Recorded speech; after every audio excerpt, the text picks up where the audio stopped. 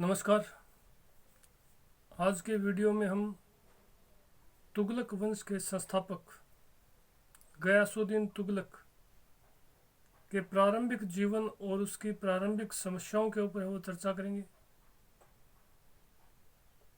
तुगलक वंश का जो संस्थापक था गयासुद्दीन तुगलक, उसके प्रारंभिक जीवन के बारे में है वो बहुत से विवाद हैं।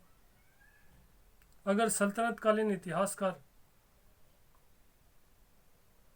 फरिश्ता की बात की जाए तो फरिश्ता के अनुसार गयासुद्दीन तुगलक का पिता मलिक तुगलक था, जिसने पंजाब के एक हिंदू जाट सरदार की पुत्री से वो विवाह किया था। अर्थात गयासुद्दीन तुगलक एक हिंदू जाटनी का पुत्र था।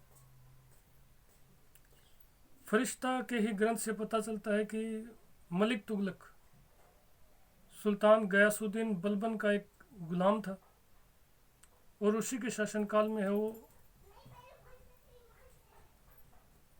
उसने पहली बार है वो दिल्ली सल्तनत की है वो सेवा में आया था। परंतु कुछ विद्वान फरिश्ता के वो इन कथनों से सहमत नहीं। कुछ विद्वानों के अनुसार गयासुद्दीन तुगलक जो है वो अपने भाइयों के साथ आजीविका की तलाश में खुरासान से भारत आया था। उस समय भारत में अलाउद्दीन खिलजी का शासनकाल था। शीघ्र ही वह अलाउद्दीन की है वो सेना में सम्मिलित हो गया और उसे पश्चिमोत्तर में मंगोलों के विरुद्ध वो नियुक्त किया गया। गयासुद्दीन तुगलक उर्फ गाजी मलिक ने शीघ्र ही वो अपनी योग्यता भी सिद्ध कर दी। उसने पश्चिमोत्तर में मंगोलों के विरुद्ध अनेक सफल अभियान किए और मंगोलों में गाजी तुगलक के नाम का है वो अत्यंत भय उत्पन्न हो गया। उसकी इस योग्यता से प्रभावित होकर अलाउद्दीन खिलजी ने 1305 ईस्वी में उसे सीमावर्ती दीपालपुर क्षेत्र का सूबेदार और सीमा रक्षक नियुक्त किया।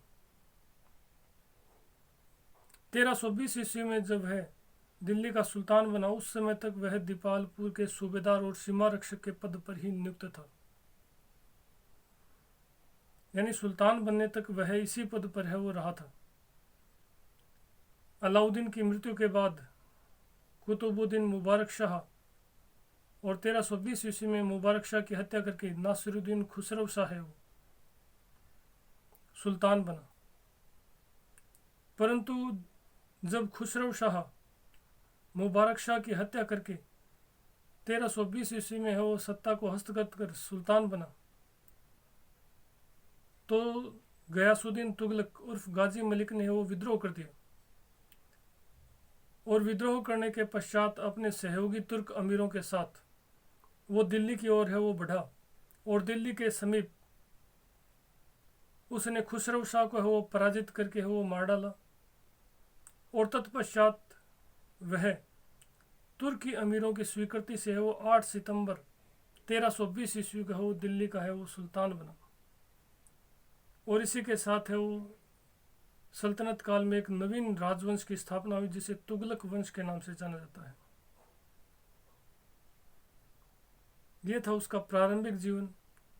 सुल्तान बनने के बाद उसके सामने कौन कौन सी समस्याएं उत्पन्न हुई, यानी उसकी प्रारंभिक समस्याएं कौन कौन सी थी। देखिए, यद्यपि गयासुद्दीन तुगलक है वो तुर्की अमीरों की सहमति और स्वीकृति से ही है उस सुल्तान बना था, किंतु सुल्तान बनने के बाद उसे भी अनेक समस्याओं का है वो सामना करना पड़ा। अलाउद्दीन खिलजी की मृत्यु के बाद कुतुबुद्दीन मुबारक शाह खिलजी और खुसरो शाह जैसे अयोग्य और विलासी सुल्तान बने थे और उनकी अयोग्यता और विलासिता के कारण दिल्ली सल्तनत में है वो राजनीतिक और प्रशासनिक अव्यवस्था की स्थिति उत्पन्न हो गई थी। इन सुल्तानों के शासनकाल में सुल्तान की जो प्रतिष्ठा और गरिमा है वो भी एक प्रकार से धूमिल हो चुकी थी।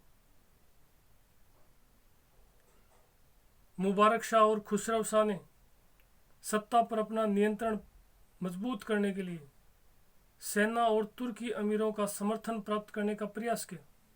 और इन कार्यों में इन दोनों ने ही है वो धन का है वो एक प्रकार पानी की तरह है वो बहाया था। इस धन के अपव्यय के कारण एक तरफ तुर्की अमीरों में जहां स्वामी भक्ति के स्थान पर स्वार्थ लिप्सा व्याप्त हो गई थी, वहीं दूसरी ओर सल्तनत का राजकोष भी रिक्त हो गया था। जब वो सिंहासन पर बैठा तो उसके पास यानी गयासुद्दीन तुगलक जब सिंहासन पर बैठा तो उसके पास अपने सेना का वेतन देने के लिए राजकोष में नगद धन नहीं था।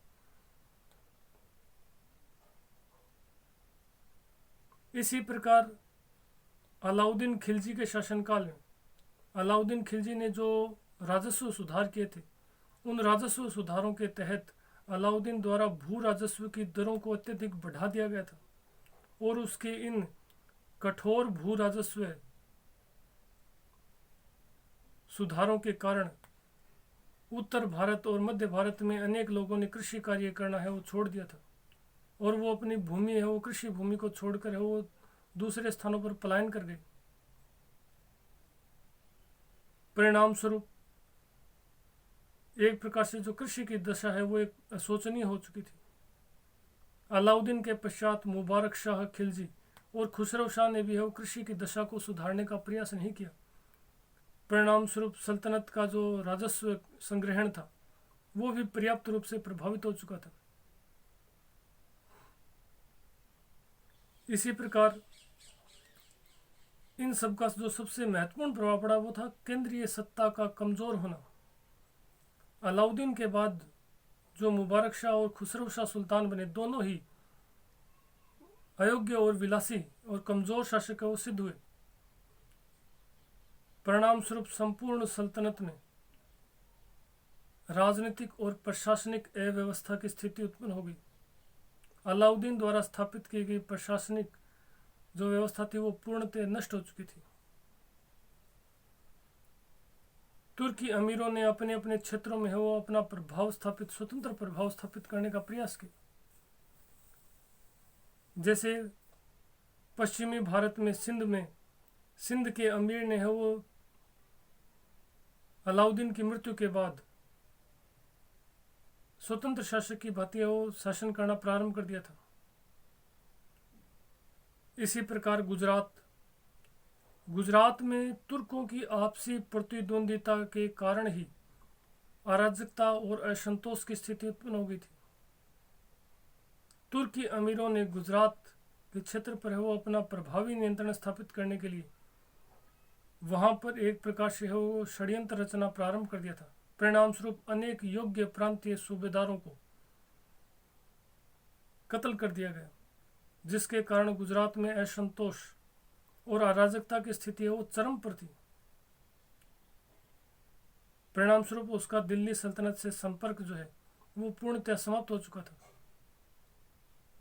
और गुजरात की ओर जाने वाले मार्ग पर जो राजपूताना राज्य थे, उन राजपूत राज्यों ने भी तुर्कों की इस आपसी संघर्ष और वैमनस्य का है वो लाभ उठाया। उन्होंने भी अपने अपने क्षेत्रों में स्वतंत्र होने का प्रयास किया और तुर्की क्षेत्रों में लूटमार प्रारंभ कर दी। अनेक जो राजपूत राज्य थे वो अलाउद्दीन की मृत्यु के बाद है वो स्वतंत्र हो चुके थे।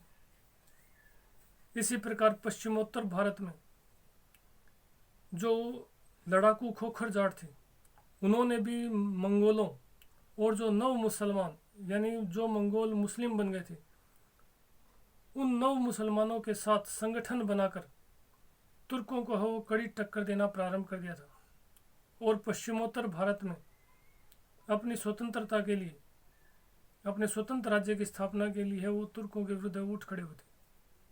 इसी प्रकार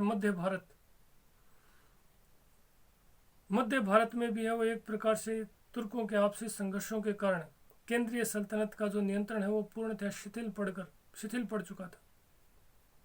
दक्षिण और सुदूर जो दक्षिण है उन राज्यों पर से यानी दक्षिणी राज्यों पर से केंद्रीय सल्तनत का प्रभाव पूर्णतः समाप्त हो चुका था। सुदूर दक्षिण के राज्यों ने एक प्रकार से केंद्रीय सल्तनत को है वो जो भू राजस्व है वो देना बंद कर दिया था और उनका संपर्क जो है वो केंद्रीय सल्तनत से पूर्णतः समाप्त हो चुका था। इस प्रकार जब गयासुद्दीन तुगलक सिंहासन पर बैठा तो उसके सामने अनेक समस्याएं थी। दिल्ली सल्तनत को न केवल पुनर्स्थापित करना बल्कि सुल्तान पद की शक्ति और प्रतिष्ठा को पुनर्स्थापित करना, साथ ही साथ भू राजस्व व्यवस्था में सुधार करना, दक्षिणी भारत को जो सुदूर दक्षिणी राज्य थे उन पर पुनः नियंत्रण स्थापित करना, दिल्ली सल्तनत को पुनः सुदृढ़ता से स्थापित करना। इस प्रकार जो गयासुद्दीन तुगलक था, अनेक समस्याओं से वो घिरा होने के बावजूद भी उसने अपने व्यक्तिगत गुणों, अपनी सैन्य प्रतिभा और अपने दीर्घकालीन प्रशासनिक अनुभवों के साथ साथ उसने अपने कूटनीतिक अनुभवों से इन समस्याओं पर है वो विजय प्राप्त करने का प्रयास किया। यद्यपि वह महज 5 वर्ष ही शासन कर पाया था, परंतु वह अपने इन 5 वर्षों के शासनकाल में ही तुगलक वंश को वो दिल्ली सल्तनत पर दृढ़ता से स्थापित करने में सफल रहा था। अगले वीडियो में हम उसकी उपलब्धियों के ऊपर या ऐसा कह सकते हैं कि उसके कार्यों के ऊपर वो चर्चा करेंगे। धन्यवाद।